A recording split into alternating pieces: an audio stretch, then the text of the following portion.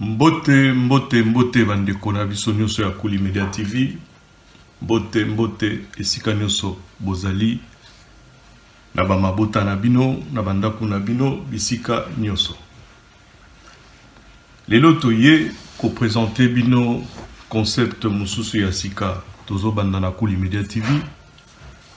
Concept wane longo bani na tango toza na tango ya confinement. Oyo bato ebele bakoki koningana te biso moko tokomi na mwa difficulté ya kotambola ya koningana ya koluka baninga po tosolola. Tozosala de telle manière que to atteindre bato na biso na ba interview mais à distance. Toya kokanisa pe tobi mais ekozala pe kitoko ke Kuli Media TV azala moto ya liboso to site to pe chaîne ya liboso. Ya kofungolela bino mwa horizon moko mwa panel moko boye ya bato ya mayele oyo toza nango parmi biso ba congolais mais oyo to évoluaka na étranger. Toyokaka masolo ebele bato ebele ntango baza kosolola na kati ya ba chaîne to ba site mpona bango bana poto baza bato moko baza na misala ya tina te basalaka eloko te baya na poto kobeta batour. Voilà, donc lelo tokanisaki na cadre wana tofungolela bino panel wana tokutanisa bino na bato ya mutuya ya mboka na biso ya ba horizon ebele o basali pe ba étude ya ndenge na ndenge baza pe na vision moko pona mboka na biso na oyo ekosenga que lobi mboka na biso etambola bien ekende liboso pe bana na biso ba profiter nango. Alors, numéro 1 nango lelo, rubrique ya lelo, et sali que tokuta na elombe moko oyo babengi na kombo ya Yvon Masunda. Monsieur Yvon Masunda, yé moko ko se présenter na miso na bino. Donc, sans plus tarder, après avoir copé Sambote toujours na équipe ya Kuli Media TV, Maman Rachel, na kati ya Gisasa, na Papa Dieu donné, na Tony Makonzo, Oya Biso, sans oublier Maman Françoise Vita, double brassard, Mesika Zali, na Mboka Musika. Torokende Sukoyo, kokota na kati ya ndaku ya moto ya munene o tozoko ya malelo, na kombo ya Yvon Masunda, Tolandaye. Monsieur Yvon Masunda, Mbote. Bonjour ou bonsoir Thierry Vita, Ombre Lili. Maître Vitosa. Merci. Monsieur Yvon Masunda, lelo toye kotala yo nanda kuna yo poto poser quelques questions. Na sujet ya ba ramnyo sezo le kamikolo na mboka. Torobandana na kosenga yo o se présenter na misu ya ba landina biso ya Kuli Media TV. Monsieur Yvon Masunda ozali nani? Alors je me présente. Yvon Verpour Suarez Masunda Di Matanga, latiniste, historien, philosophe, poète, auteur-compositeur. Merci, monsieur Yvon Masunda. L'actualité l'oblige, tout ça, mbutu au sein de la coalition UNC na UDPS. Mon boulot est à ma casse entre bango. Lecture na yo na situation na est à ndengeni. Ce qui kokobiko sali la biso moi en survolant un petit peu le sujet pour na yo ozomonango ndengeni ni situation. À propos des partisans de l'UDPS et UNC. Dommage qu'en politique, le seul objectif, c'est d'arriver aux affaires, même s'il faut pactiser avec le diable. Ces tiraillements nous prouvent que c'est un deal entre deux personnes.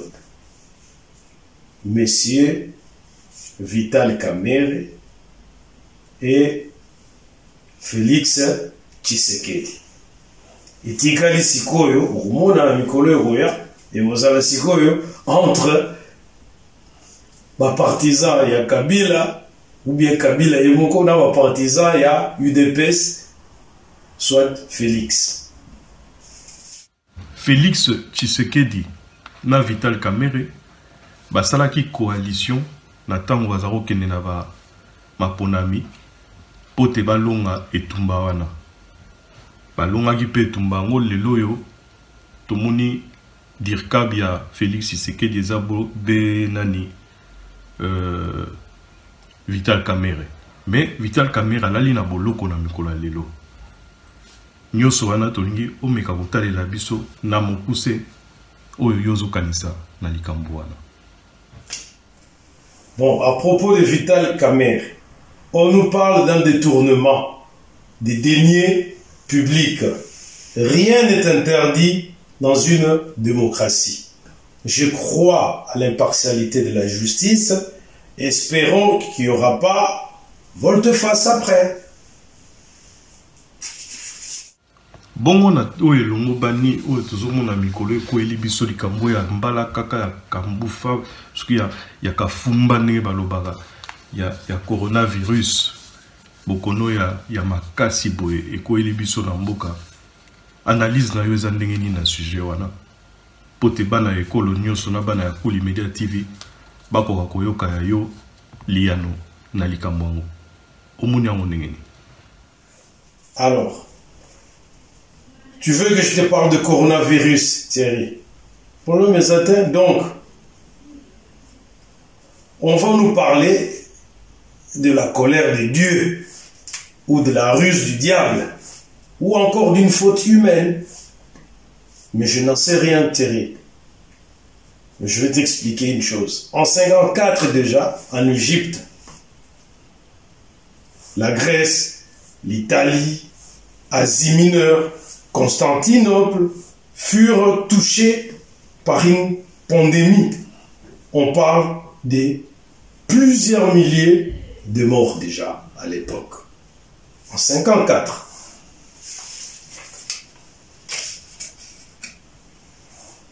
Au XIIe, XIVe, XVe et XVIIe siècle, la peste noire, qu'on a appelée la peste noire en Europe, ravage l'Europe. Et c'est les rats qui est à la base. En 1720, une épidémie éclata à Marseille.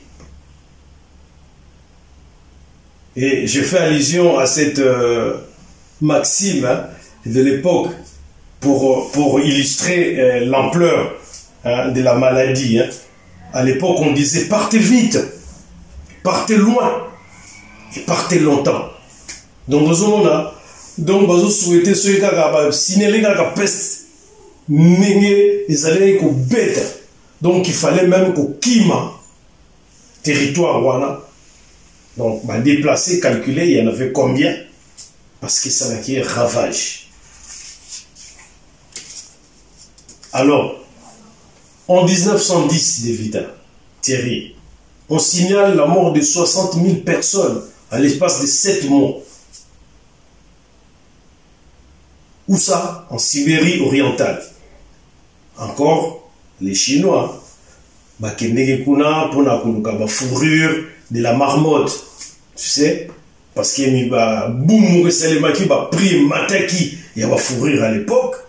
Alors, ba mongol ba tu ba territoire très bien. Ba boyina ba ngokuti parce que ba ngo ambazaki ba ba ba conséquences na ngo. Ba Chinois ba kekuna ba vandi tout au long du chemin de fer et tout ça. Baké koluka ba fourrure à marmotte parce que pour bateka eh ben baké ko choper ba maladie wana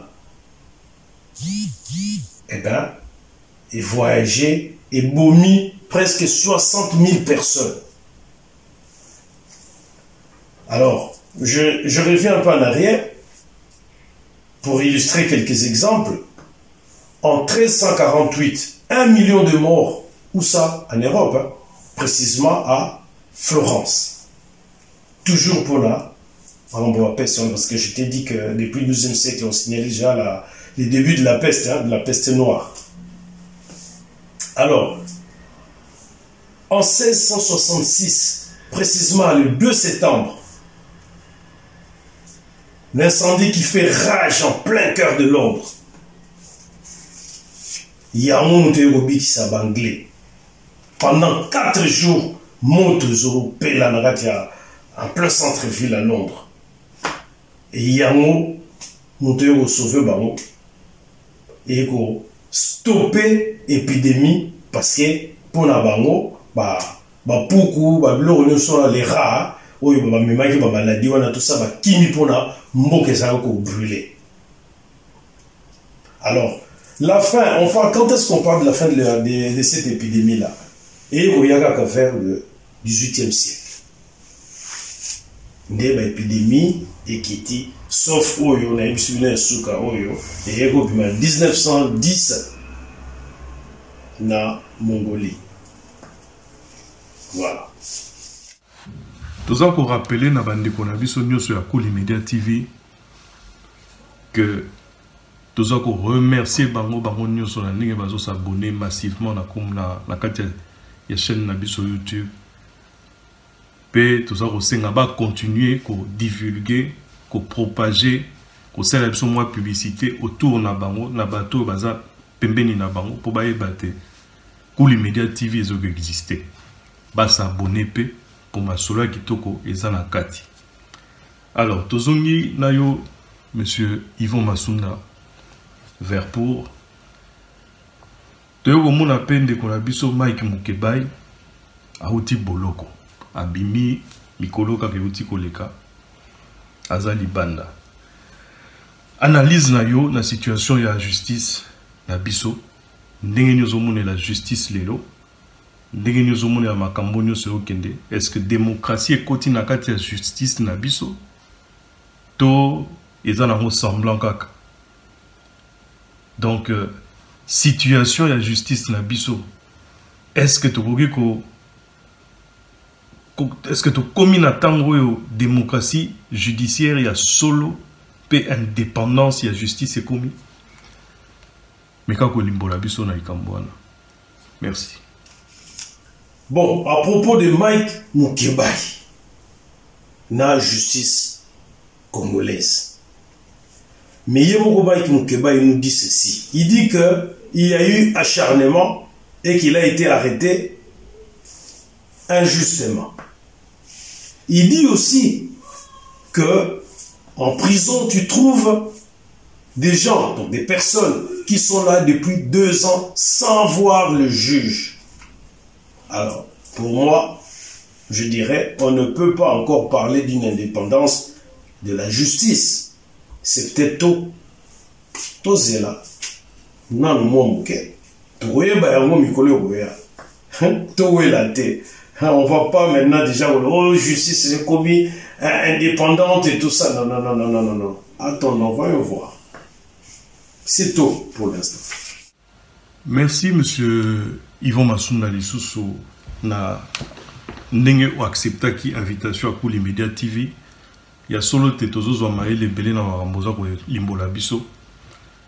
Yango to ngato eba susu na likambo etangami ya mosali monene ya église o ba bengi kimbangiste na kombo ya Sami Diangenda. Toti ko mona que to kozongela susu te makambo ya salaki meto to mona kaka sengi bolimbisi. Na makambo nyonso mabe wa salaki pe alubi na bana nyonso ya kimbangu na bana ya mokili ke akokamba susu lingomba wana te na ndenge ya mokonzi.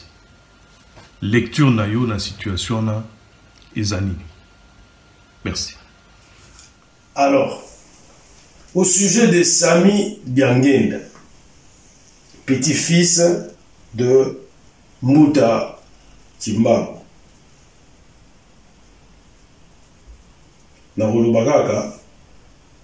Comme disaient les Romains, errare humanum est. Il reste humain, il a fait son mea culpa, il mérite le pardon. Tu peux te référer à la Bible, hein, qui illustre bien plusieurs exemples. Donc voilà, j'ai pas grand chose à rajouter là-dessus. En tout cas, Kosolola nayo papa ezalaki esengo mingi pe koyoka ya yo analyse eza esengo mingi na banzi ke kozala mbala ya suka te tokutana nga na yo na kati ya chaîne na biso ya Kuli Media TV pe bana nyonso ya Kuli Media TV baza na esengo kobanda na ndeko na biso Willy Kinkela, le sponsor officiel oyo ya tous les jours ya tous les temps pe bandeko na biso nyonso bana monticule mobimba oyo balandi yo lelo akuda waka akuda oyo mutu na ngai ye palandi yo yoyo alpha na sima na biso awa azomona nazomona ye pe azolanda biso. En tout cas bandeko na ngai tuna sengi merci mutuna ya suka na kotuna yo poto kabwana eza mot de la fin na yo pona Congo. Qu'est-ce que yo ozoko pesa pona bana Congo et comment voyez-vous l'avenir du Congo démocratique lobby? Mot de la fin s'il vous plaît, poto kabwana. Merci.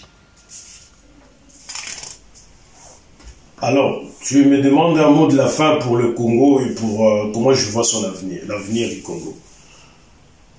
Je dirais beaucoup d'incertitudes en ce moment. Mais tout ce que je souhaite et tout ce que je demande, canalisons nos énergies. La potentialité est là. On peut faire mieux. Il suffit de regarder la Chine de Mao ou la Corée. Voilà. Bonne soirée à toi, Thierry. En tout cas, merci mingi, monsieur Ivo Masuna, ndenge ou intervenir na kati ya émission na biso. Nga lelo naza mamba koloba te ezaki émission na yo. Toyokio bandeko bayokio. Ndeko nanga Suke Bumba esika zali ayokio, Marcel Bopunza ayokio, Yves ayokio na Belgique. En tout cas, bana nyonso ya monticule baza sima baza kolanda émission. Je pense que ça a soukatende na lobaki tout à l'heure, to okuta na isusu, mais pour na biso na bino batu na biso ya Kuli Media TV et c'est moi ya koyoka te bozala ki ebele na kolanda émission yo. Pe soki rubrique et sepeli bino, bokomela biso comme